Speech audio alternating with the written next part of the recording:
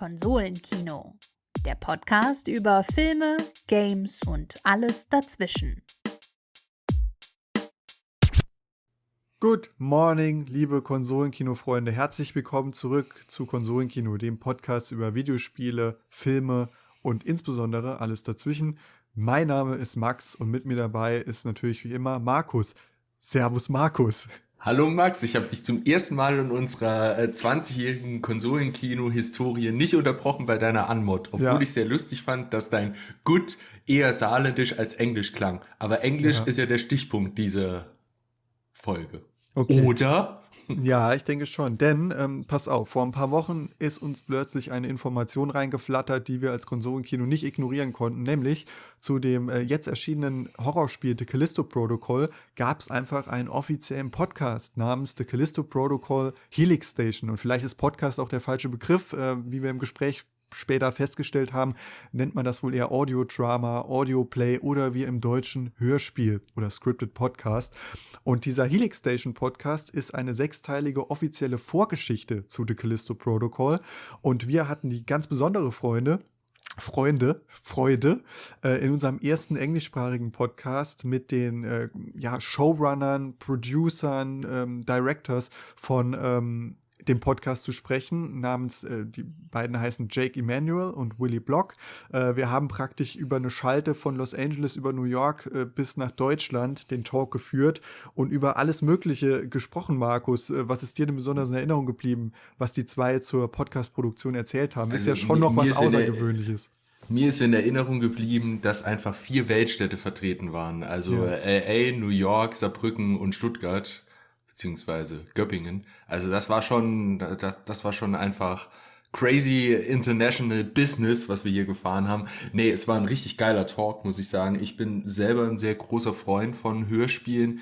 Ich habe auch auf den einschlägigen Podcast- und Musik-Radio-Plattformen schon wirklich verschiedene Sachen gehört. Also auch sehr, sehr große Produktionen, so Adaptionen beispielsweise von Kai Meier Romantrilogien wie der Merle-Trilogie oder der Wellenläufer-Trilogie, aber auch Hellboy-Hörspiele, die ich alle extrem gut produziert fand.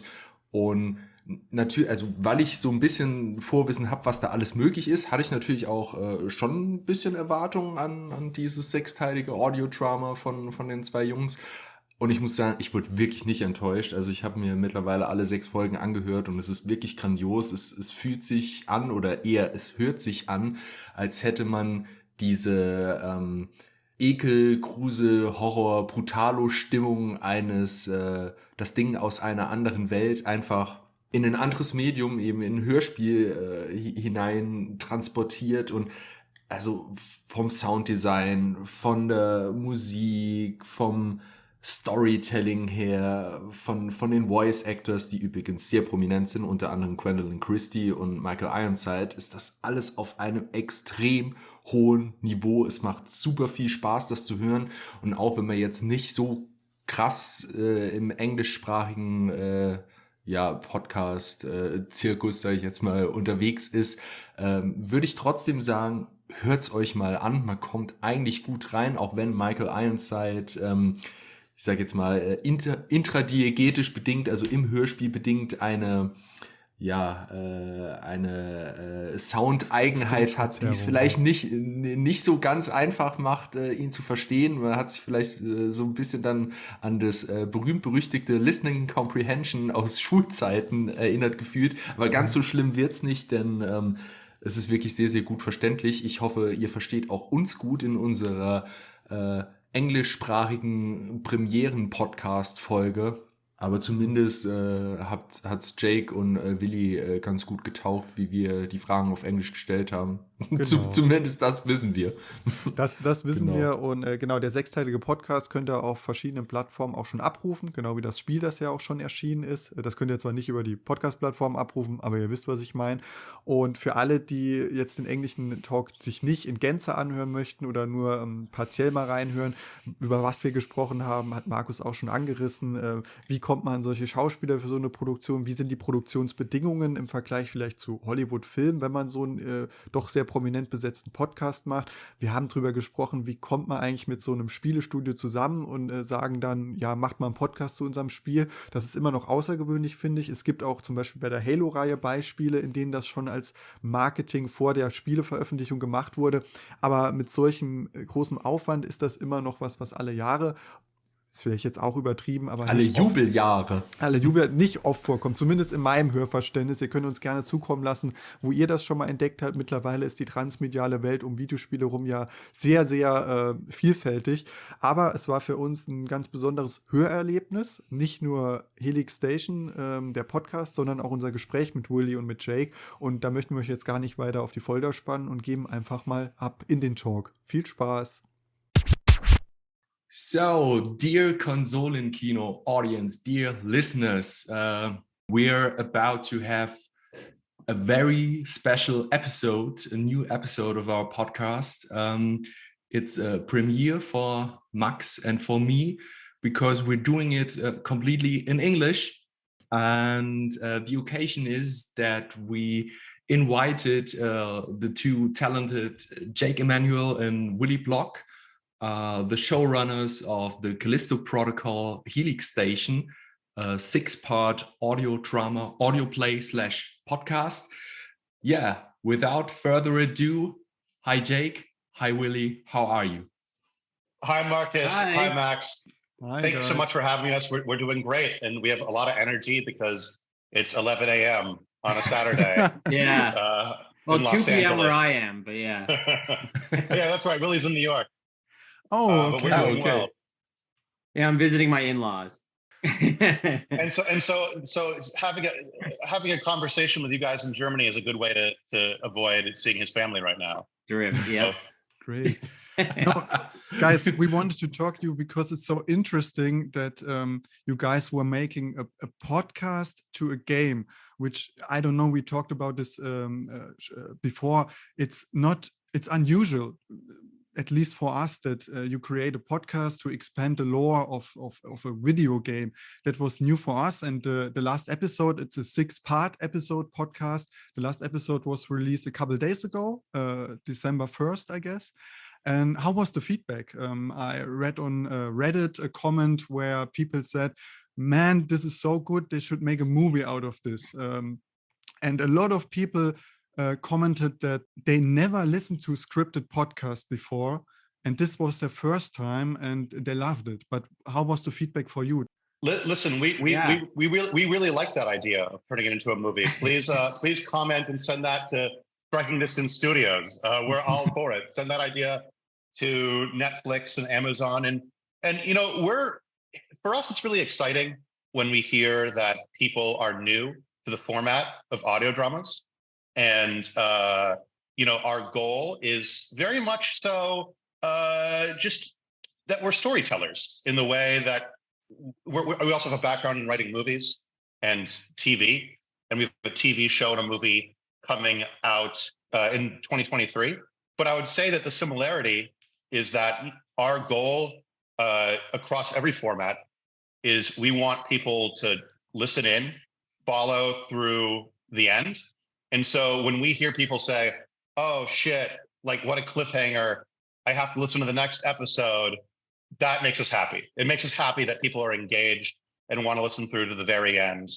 And also we love that people are excited about the format. We love audio dramas. You know, our other background is in making these. The first one we made was in 2019. It's called The Edge of Sleep.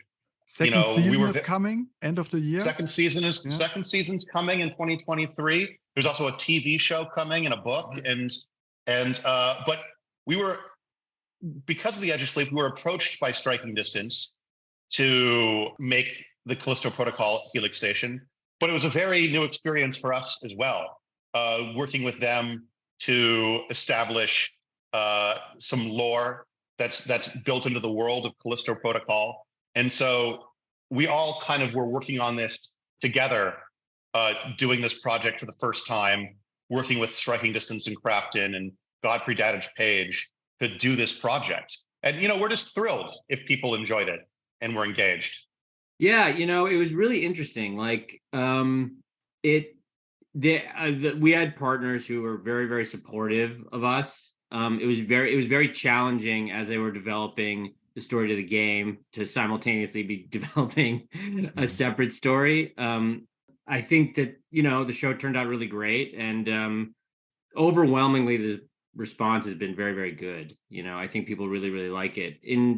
As far as audio dramas go, it's interesting because coming from a storytelling background the way we have, it's really interesting to just like focus on where someone's attention can be just in like their own mind when they're listening to something, as opposed to having to rely on what you can see. I feel like audio, unlike those other mediums, it has its own challenges, because if you have more than a few characters talking, it can get very confusing, and action is slightly more difficult. But at the same time, it can be far more expansive because the limits of someone's mind are, far more infinite than what you could produce physically. Mm-hmm. Yeah. That's what excites me about the medium anyway. So you mentioned that it's quite a challenge to draw the attention of the audience towards the story. So the Callisto Protocol has been described as a spiritual successor to the Dead Space series, which of course is because of on the one hand Glenn Schofield as a creative director and his team of Striking Distance, which consists of people who already worked together with him on the first Dead Space. Dead Space is a series that's extremely visceral, graphic, violent, gruesome, you name it. And it's a series that's in the tradition of space horror movies like the Alien series, or body horror like John Carpenter's The Thing, which I really love. And so we wondered, how difficult was it to apply the feeling of dread and sheer terror of an audiovisual medium and an interactive medium like a video game to an audio drama that is only relying on sound design, music, and voice acting, and the three-dimensional immersive audio. Yes, I think there's. I love this question. This is a great question. I think so too. Thank you. I think there's two different challenges that we had with this particular story in this project. And Willie, you might feel a little different than me, or might but the first challenge, which is very specific to the Callisto Protocol, is as we were developing the series, all of the writers of the Callisto Protocol, the game, were still developing the game, working as hard as possible to get the game for the release date. So it's not like we got a sneak preview of the game. It's not like we got to play the game beforehand. So it was only through really intense conversations and communication with the writers of the game for us to be able to understand the spirit of their tone and what they were trying to achieve. And as you could imagine, that's very difficult. Like imagine if we were doing a podcast about, Lord of the Rings, but we were never allowed to read the book or see the movies, and we were just creating it by what people are telling us it's about. So it was that was one challenge, but we were lucky that Striking Distance was available to answer any questions we had. We were given probably 100 pages of lore to sort of read. And so it was almost like, having to study and try to understand the game and the worlds they've built before ever getting to play the game or have that experience. And so that was challenge number one. Challenge number two is you're talking about particularly the challenges of horror in the audio medium. And so I think that there are some pros and cons. The difficulty is you can't be there. Listen, there's a lot of fucking action in the Helix Station. Action scenes we're very proud of, but action is very challenging because there are no visual cues. So a lot of the dread, a lot of the intensity has to be what the characters say to each other. It has to be characters not trusting each other through the dialogue. And the action scenes have to be short, fast, very easy to understand. The pro, one of the things that you can play around with in audio is that, you know, listen, we grew up loving every horror movie under the sun, The Thing, Alien, all of those references you named, we loved. They were inspirations for the show. But there's something about not being able to see the gory details where it's almost like it gets to be even more disturbing in the audience's mind. And so, for example, in episode 4 of the Helix Station, we have a very violent amputation of a character's leg. Spoiler alerts. Now, I would sort of say that there's a way that if you saw that, it could almost be too gratuitous, but just hearing it, hearing the crunch of the bone, hearing the screaming, it's deeply upsetting, it's deeply disturbing, but you're still allowing it to live in the audience's mind. And so I think that is one of the advantages you can really take advantage of when you're doing an audio drama. And we always, when we create these stories with working with the other writers, we always think about what scenes could be even better in audio drama than they could be if it was a TV show or a movie. Right. And that's something that we always think about. Yeah, it's kind of like you really want to walk the audience up to the edge and like let them fill in the gaps themselves. You know, there's like in the end, that's the essence of horror. Right, exactly. And because your eyes can kind of betray the sense of tension you're building in your own mind, audio doesn't do that. It doesn't betray you in the same way. No, and to Jake's point about the amputation, there's another great, I forget if it's an amputation or like a surgery scene in the Akira Kurosawa movie Redbeard. I remember seeing that when I was like 16 and like being terrified of it because it's like you're just like on this girl's face the whole time and you're like, oh my God, what is actually happening? I don't even know what's happening, and freaking out. So it's all a question of like trying to find that like weird gray area where you want the audience to be kind of sure what is happening, but not completely. You mentioned amputation scenes, so it reminds me of this very iconic scene in Guillermo del Toro's Pan's Labyrinth when the doctor is about to cut off one of the limbs of one of the resistance members, and it's in the moment the seesaw is about to cut into the flesh, Del Toro and his cutter they cut away. So it still lingers in your mind, and you feel how the bones are crushing and what was about to happen. So I think that's that's a good example. Also, this which you mentioned about the Kurosawa movie. Yeah.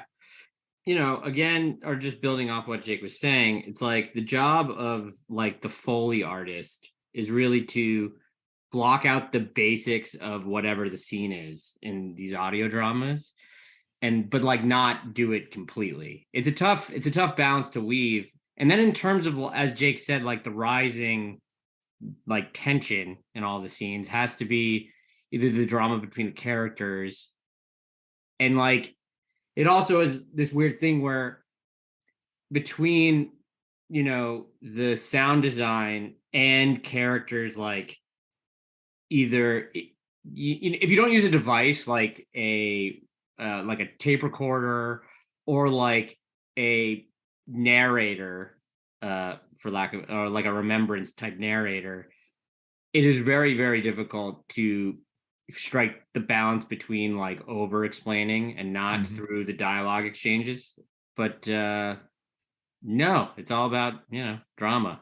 So I guess audio drama is the preferred perfect fit. Yeah, is the perfect way to describe it. Yeah.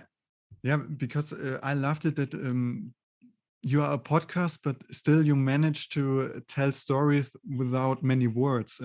Because what Jake said, I remembered the shipwrecking scene in episode 2, I guess, and that's exactly what you told Jake before, that you can manage to build up tension, and I was sweating. And I guess that's exactly what you guys intended in that scene. Yeah, it's great. We love sweat. We love tears. That's what we want when people listen. Tears not so much, but sweating. I was sweating. That's good. That's fine. Tears came later. We'll get tears next time. Another important point is so basically it goes without saying that the episodic structure of the audio drama is something completely different from the straightforward storytelling in the game itself. There's no side quests, there's no open world, it's just straightforward.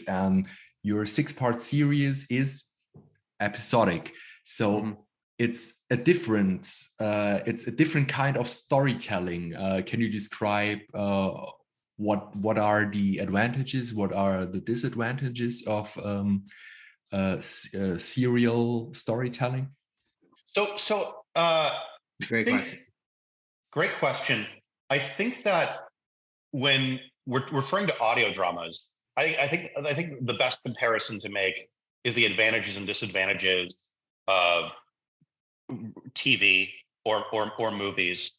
And for me, what I love about this medium is that for very little budget, if you have the right sound designer, if you have the right mixer, if you have the right Foley artist, for the same amount of money, you can have an incredible story that takes place in the depths of space. If you wanted to, you could have a story that takes place in the past, like during an ancient war in ancient Greece or ancient Rome. It's basically, sound is this great equalizer where the budget is not a constraint. At the same time, there are constraints about the audio drama form itself that Willie was talking about. For example, what we were talking about a little bit earlier is that you have to be very careful how many characters are talking at the same time in a scene. Because listen, let's say if you have five German men in a scene, the audience is going to be very confused about who's talking, who's who.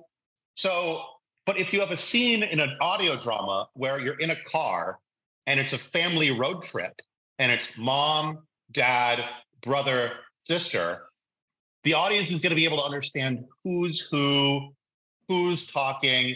And those are some of the things that we have to be very considerate about. Like we got to work with an actor we love, Michael Ironside, who played the character of Kane.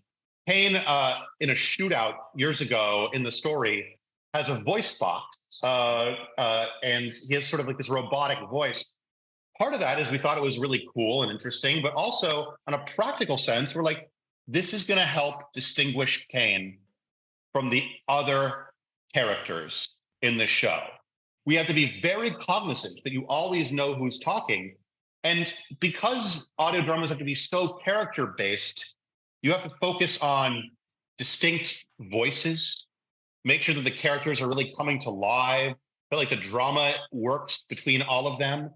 And so it's sort of this interesting, not a contradiction, but audio dramas can be very large and epic in scope. Like we said, they could take place in outer space, but simultaneously, they have to be kind of intimate and revolving around this small group of characters at the same time.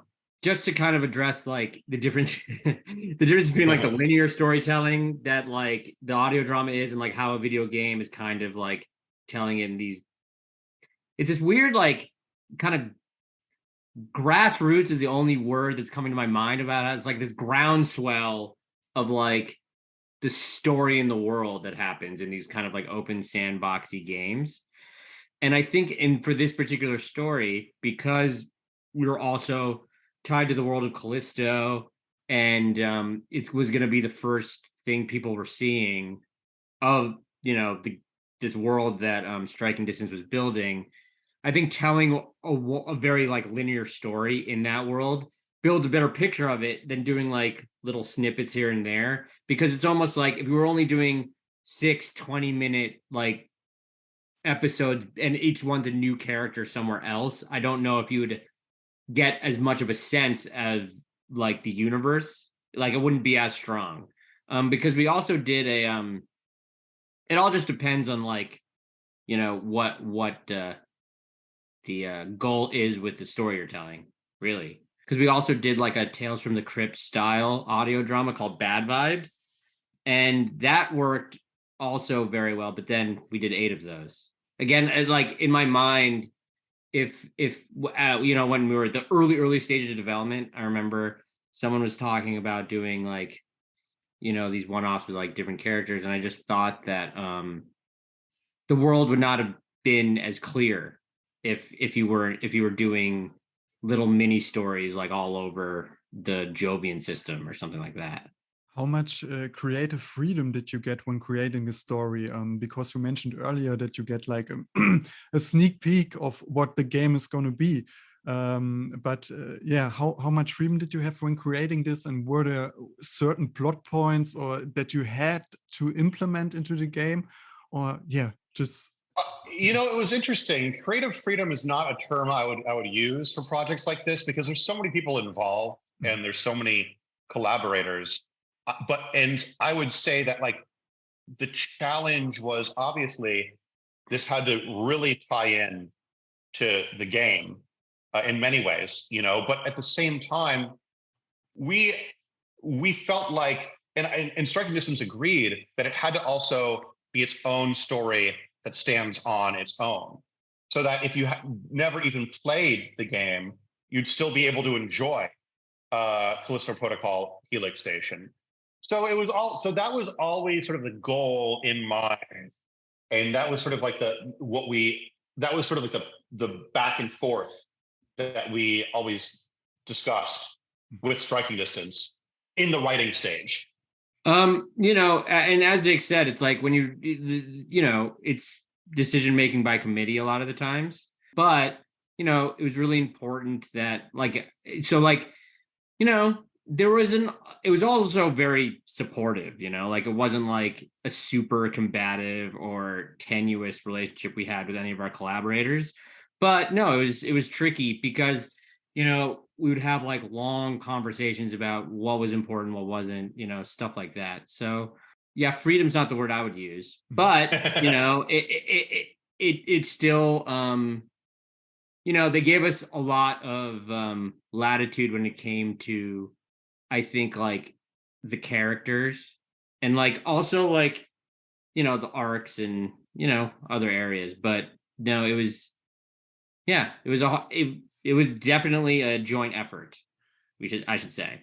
This might be a stupid question, but in terms of fitting in, that the podcast fits into the game, can you say there are like, because I weren't able to play the game yet, but are there cues like opening doors, the sound effects from there that had to fit with the sound effects in the game?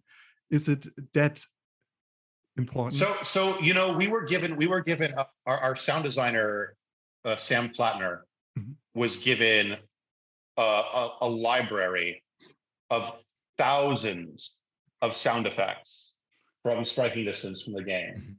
Thousands. So when it came to some of the monsters, we had a great template for what they would sound like, what the design was. But what was really helpful in designing the story is Helix Station was built hundreds of years before Black Iron Prison. So because that's built into the story, things could sound different. Doors could open up differently. You know, the ambient noises could be a little bit different. Because Helix Station is isolated, you know, thousands and thousands of miles away, hundreds of thousands of miles away from Black Iron Prison, it allowed us to sort of create its own soundscapes, which was very important to us. It was very important to us that Helix Station felt like a character into itself, that it really came alive. That was, I think, the biggest priority. It's quite a unique take. Max already mentioned it before, that the universe and the lore of this new IP, the Callisto Protocol, or maybe let me put it that way, that the story of the Callisto Protocol is told in such a distinct medium like the audio medium. And usually you get to see that an IP has tie-in novels, tie-in comics, maybe also a tie-in series, tie-in web series, whatever. So we wondered, is it really necessary that every new intellectual property is able to spawn a new transmedia franchise? Necessary? Absolutely not. No. but you know, I think that in this strange landscape that we find ourselves as we would call ourselves screenwriters and filmmakers, foremost and forefront, we understand trying to reach new audiences and using a variety of different mediums to sort of tell stories in the same world. Well, I think, you know, one of the bigger things when it comes to like introducing a new IP is like they want it to be as valuable as possible, right? So creating stories and, you know, creating a lot more of it is always going to add intrinsic value to the IP. So I think that's the thinking. But yeah, you know, I mean, it's just, you know, we live in LA. I mean, it's Star Wars. You know, I mean, and when you think about the Star Wars model, Star Wars is no longer a movie. Star Wars is books, comic books, TV series, everything. Video games, toys, everything. Yeah. So we understand. It's been that way for a long time. We understand why there's so much emphasis on expanding intellectual property. And I would simply say that the answer is that, like, it's worth it if you have a cool story to tell, if you have a great story, if you have great characters, if you have something emotional that's interesting, that's unique. And if it sucks or if it's shit, I mean, then it doesn't really feel like it's worth doing. But if you feel like you have like an original great story to tell, then we do think there's value and understand expanding the IP. I think that honestly, it also all depends. I would say it also all depends on like what the IP is, right? Like, yeah, you know, I think with this one, it definitely helped. I thought it was great. First of all, I love doing it, and I also think that it made a lot of sense. But you know, if you're doing like, when they launched like that game like Life is Strange or whatever, it's like I don't know if you need to do anything other than the game, you know. Yeah. But you know, but also, sorry to interject, but like I think that the way that certain IP can expand, what's exciting about it is that there's now no really one path or unique way.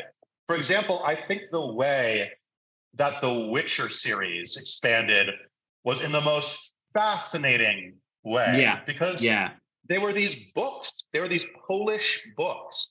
And I know they were a beloved series, but they nowhere near reached the expanse of the games. I think that people mostly see The Witcher as in Witcher 2 and Witcher 3, the video games. And from that, there's the TV show and the animated series. But then what happens is if people love the games and they love the TV show, then it makes the books the gigantic hit and sensation that it wasn't when it was originally published. So I have seen IP unfold in really unique and exciting ways that it wouldn't have 10 years ago or 20 years ago. So the IP developed in a so to speak, in a non-traditional way. So what was first, the book or the video game, and then people see. I guess it's been sort of the same when Peter Jackson's Lord of the Rings trilogy was such a huge box office hit, because to me, I was how old have I been? I was 12 years old when the first movie hit theaters, and to me it was, oh my God, that is possible. Yeah. And then I tried to gain more information about it, and found out, oh my God, it's been written almost half a century ago. and then I read the books, and I fell in love with the books. And so this is it's interesting how this development can differentiate in such a way. 100%. Yeah, it's really interesting. Yeah, I mean, like Game of Thrones, the first book came out in 1997. Right. I read the book in college, like 10 years before the show came out. And I think if you have a special story, if you have a special world, it just provides so many different outlets for people to be drawn in, to be able to respond, to fall in love. And listen, you got to fall in love with the Lord of the Rings via the movies first, and that led you back to Tolkien. All roads lead to Rome. I think that at its most successful, and it's truly special, is when it feels like the movies, the TV show, the books, where it feels like the game. There's a really special quality to everything. Yeah. And when that happens, it's just incredible. If you feel the urge to dive deeper into what has been written before, what has been done before, I think they made a good job, so to speak. Rediscovering for the next generation. It's like 100%. Yeah, absolutely. I couldn't agree more. Yeah. Guys, I want to make a switch and talk about the actors and actresses on the podcast. Sure. I just want to know how hard or how easy was it to get actors like Gwendoline Christie or Michael Ironside, which you mentioned before, to get on the show, on audio play, as we learn. Yeah, go ahead, Willie. So with audio dramas, what's nice is the time commitment is not large. so you are able to go after certain people. I mean, getting Gwendoline was a huge win. I think for our other audio shows, she was, this big star that we hadn't worked with before, and she was lovely, wonderful to work with. But I think the fact that we could record her all out in, what was it, 4 days? 5 days. 5 days is like exciting for them because they have a whole show and they don't have to like be in like covered in armor and like in mud and like on a no horse. One has to get in shape. Yeah exactly. no one has to get makeup, no, Michael we did in like an afternoon, Michael Ironside, but no, and you can also record people from all over the world. Yeah, we recorded. Gwendoline was in the UK, and Michael Ironside was in Toronto. And I think Caitlin, the actress who played Juniper, was in New York. Yeah. So Everyone's everywhere. And then we also had to get Sam Witwer for a cameo, and I don't know where he was. Doesn't even matter to know where people are. No, don't even know.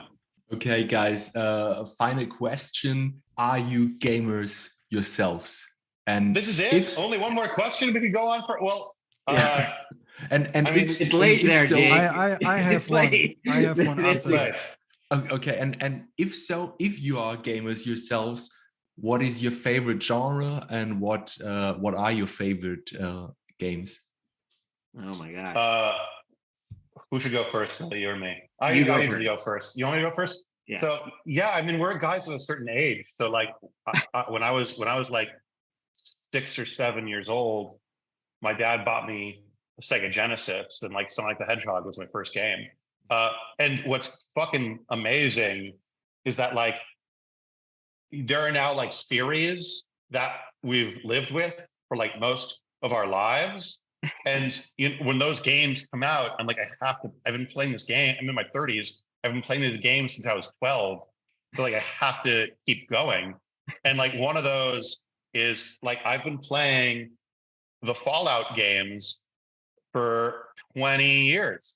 I played Fallout 1 and 2 when it was like Interplay. Then there was like a giant gap of like 15 years until Bethesda bought it, and there was Fallout Tactics and other stuff like that. But like when it was like Fallout 3, that was like literally a game I was waiting for like half my life. So like it's amazing to have, and I think everyone has their own series where like they've probably been playing it for most of their lives. And so we've been waiting half our lives for Kingdom Hearts 3. Yeah. Oh yeah. Yeah. And now the next one is coming. Yeah, that's incredible. So like for me that was Fallout. I love those games, and I'll play them until I'm a man who hopefully lives to his 80s and 90s. How about you, Will? Yeah, I'm kind of a big gamer too. I remember I like Jake, we're the same age. So there was a game when I was a kid that came out on Genesis that I played all the time. It was a kind of, I don't know, I don't think it was a giant hit because I don't think that they might have made a sequel to it, but I don't know. It was called Starflight, where you're like in this spaceship and you're exploring space and you're like mining for all this stuff and you encounter aliens, and it's like there's like a lot of tension every time you encounter an alien because they're going to kill you because everyone's more powerful than you are. So I'm a big Mass Effect fan, huge. And also the Elder Scrolls games since I was little. But no, I mean, I'm also like a huge Dead Space fan. I remember when Jake and I lived together, which was a while ago in West Hollywood, when that first game came out, I could only play it for like 20 minutes because I kept giving myself like a heart attack. And that was so fun. I don't know, favorite genre. I kind of like all of them. I was a huge Kingdom Hearts fan as well. I actually haven't played the new one, but I wish I had more time to play games. That's always the struggle. We need to have more time. Well, like Jake said, it's like, I on the plane here was playing, like getting all excited about like buying the new like Pokemon game, and it's like I never thought like, as a man in my like late 30s that I'd still be doing that, but I am.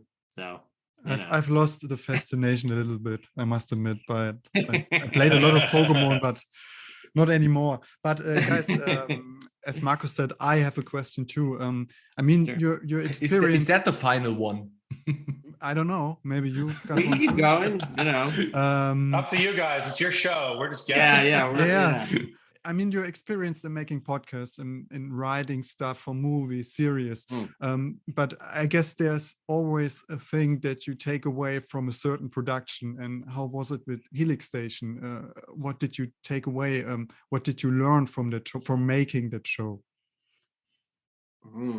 That is a good question. I think. Yeah, go ahead, Will.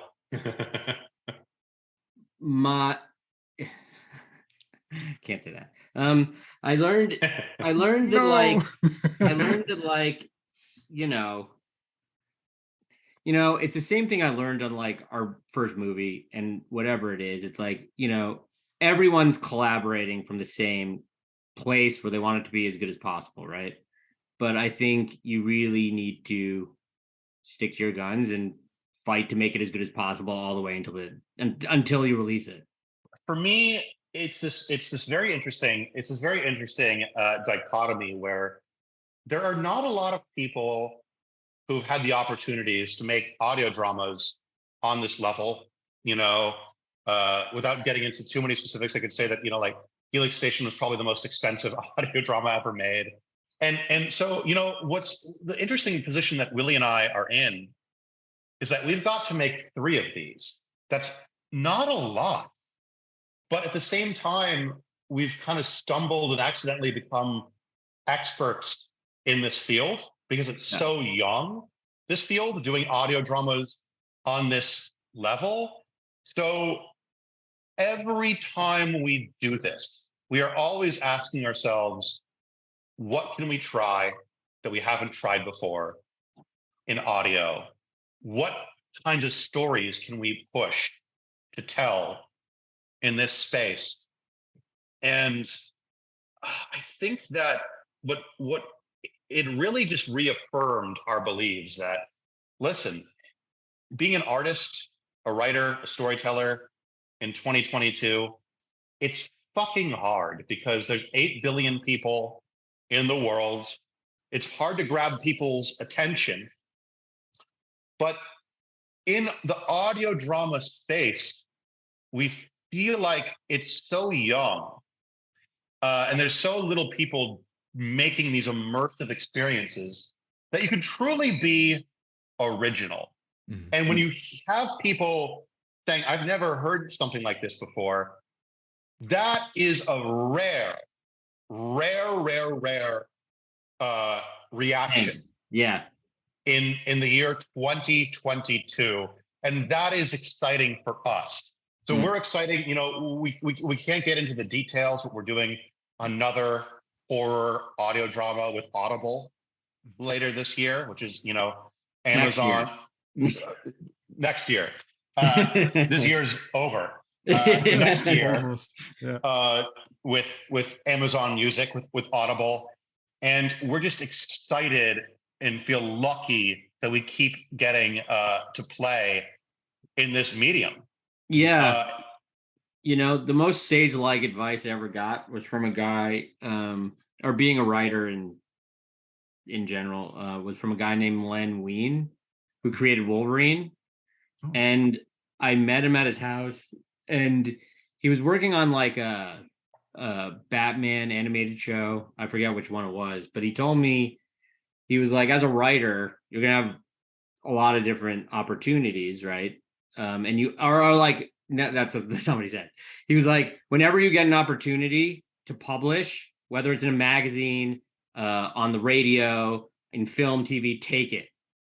And I think when we did our first one of these, that was certainly what excited us. We're like, oh yeah, okay, we're going to get something made that's going to be so exciting, right? But I think that has never been more true for me. It's like, I am very excited about the future of this medium because I think, as Jake said, it's very, very exciting because I don't even think we've really scratched the surface of how interesting it can be. Do you have like a favorite episode on Helix Station? Because mine is the first one. As Jake mentioned, I played the first episode and it was like, because I'm not into scripted podcasts that much. I'm listening to normal podcasts, and scripted podcasts was a first for me, and I listened to this and I heard that it may be the most expensive scripted podcast ever made. And I was just amazed by the quality, the top-notch quality, and that's because the first one, because it surprised me that much. How is it for you? Well, it's hard to pick your favorite baby.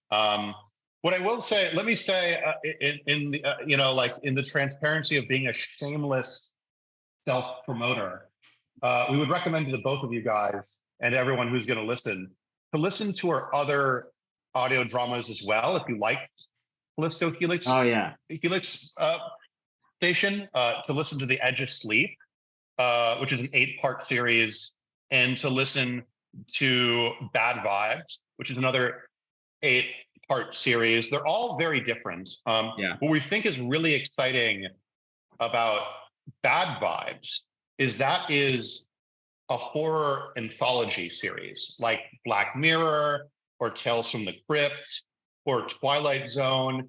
But what we were particularly proud about with that one is, again, we were able in every episode, because there's no limit with budget as far as locations.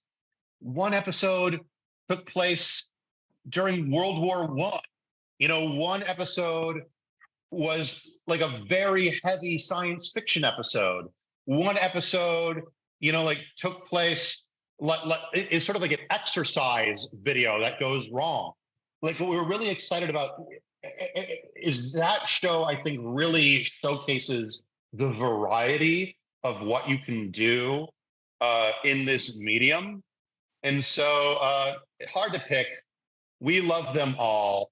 But if you're interested in hearing more immersive, there's also an episode that I particularly love in Bad Vibes, where somebody, the main character, has an insect that's in their brain, inside their skull. Mm-hmm. And we use the 3-dimensional audio so that you hear that it go, and you hear it go from your right ear, swoop around to your left ear.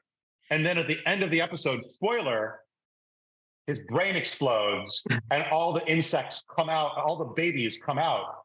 And so we use the 3-dimensional audio to go and have them all come out from all sides. So we're very proud of how we used 3-dimensional audio in that episode. So you can say the limitation of the medium is the big opportunity for you to do everything you can imagine. Yeah. Yes. 100%. It's you know, like on Jaws or whatever. It's like the constraints breed a lot of really interesting creativity, which is very exciting. I think that's a wrap. Okay. Thanks so much. It's been really a pleasure. It's been great talking to you.